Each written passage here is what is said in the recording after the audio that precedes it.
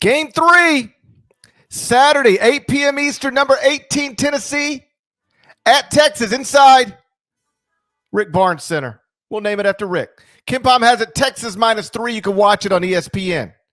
Rick Barnes back in Texas. That's right. That's pretty nice. Cool, right? I love it. Yeah, and you know the SEC, Big 12, they wouldn't do this unless Rick was okay with it. They Absolutely. wouldn't. Yeah, they wouldn't send him there unless he said, "No, it's cool, let's do it." And I assume he'll get a really warm welcome. He should. Yeah, he will. When I went to the Texas Gonzaga game to start the season and spent some time with Barnes and the staff, he had mentioned that they were really looking forward to it and they were going to do it right and all this stuff. So I'm eager to see just how that goes. Rick Barnes was tremendously successful at Texas. I don't have his wiki up in front of me. He either made the tournament all but one or all but one? All but one year. He made it 16 out of 17 years. 5 Sweet 16s, 2 Elite 8s, 1 Final Four in 2003, won the Big 12 3 different times. He only missed the tournament 1 time in 17 years and got fired. Well, because there were some now sometimes the fan base will get spoiled and frustrations mounted because remember, they really had it rolling there on the recruiting trail. Things like Kevin Durant not making the Sweet 16 and having all this talent and only making 1 Final Four. I think it just had kind of run its course there, but Rick Barnes, has proved his value as a coach. There's no doubt about that. That is what happened. Is there wasn't enough tournament advancement for the fan base, and recruiting did fall off. Like they were. I did a story one time, column something, where I was looking at top 50 players from the state of Texas, and there was a little stretch there.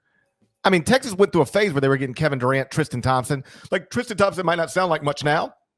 He was an elite level recruit. Big time, yes. Big time recruit. They went through a phase where they were getting that done, and then they went through a phase where they weren't recruiting well in the state of Texas anymore. Players were going to Kentucky, players were going to Baylor, players were going to Texas A&M. And so, a few years removed from it, it sounds crazy. Went to the tournament 16 times in 17 years and got fired. But in that moment, it did feel like it was time to do something else. It's a tough one, but you know what? I'm having a little fun here. Tennessee on the road, straight up win, which will make for a little bit of an awkward deal there if Chris Beard can't win at home against the former coach because, oh, by the way, and we'll talk more about this on Sunday, Beard's going to welcome in the former Texas coach, and then, he will go on the road to Texas Tech on Tuesday. Obviously, he desperately wants to win both of these, but at least one. Doesn't want to go 0-2, and if you were to draft Tennessee and go on the road against Texas Tech, it'd be a little tricky. But you know what? What the hell? Give me it. Tennessee. Kennedy Chandler has a wonderful game. Fulkerson is the best player on the floor. Vols win by 2. Does it concern you at all that Tennessee is 2-3 in road games this year? I did consider that before making this pick, but you know what? It concerns me, and I'm tossing that concern right out the window. Get it out. Only road wins at Colorado and at Vanderbilt. I can't trust him. It's my little homie from Memphis, Kennedy Chandler, but I got to take Texas at home inside the Rick Barnes Center. I'll take Texas. I'll lay the points. Game 4, Sunday, noon Eastern. Number 16, Ohio State. At number 6, Purdue. Inside. What did I do? Looks like it's paining you to even talk about this game right now. No, I don't feel well. Turns out if you don't sleep and you work from the moment you get up to the moment you go to sleep and then barely sleep, if you do that multiple days in a row, it takes a toll on you.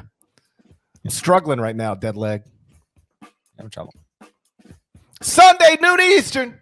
Number 16, Ohio State at number 6, Purdue. Inside Caleb Swanigan Arena. KenPom has it Purdue -9. You can watch it on CBS, America's Most Watched Network. It's a network of stars. E.J. Liddell, 24 points, a career best, 15 boards, along with 5 assists in Ohio State's win against Minnesota on the road on Thursday night.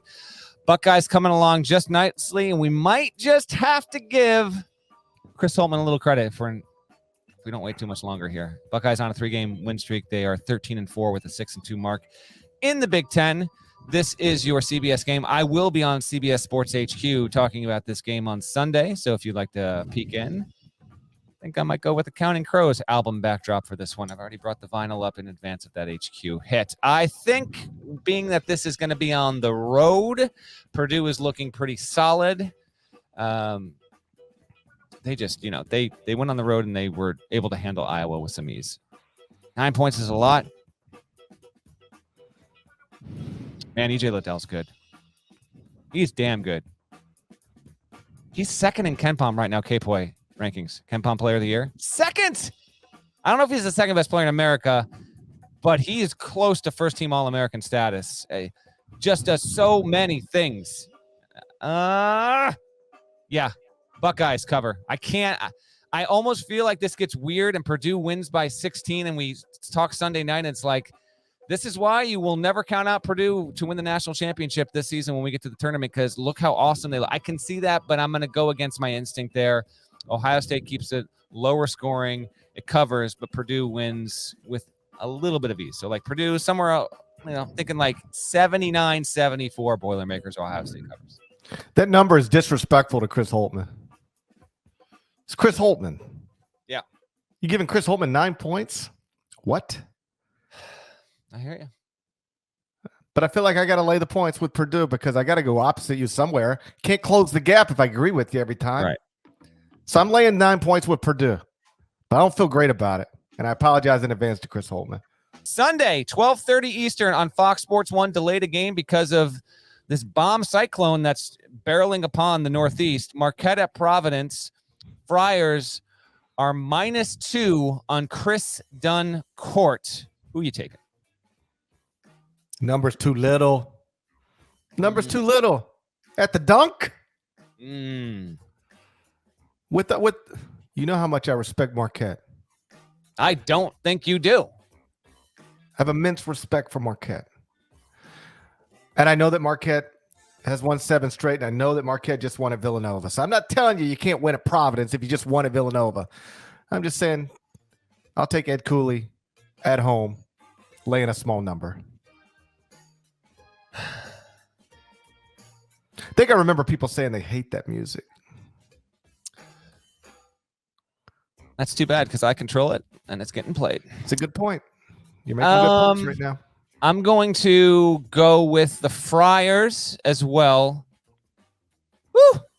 Marquette wins this one, buddy. I can see it happening too, but no, give me the Friars at home. Dunk should be phenomenal on Sunday for this game. Teeing right before the AFC NFC Championship game. So we agree. We are both going to take Providence to win that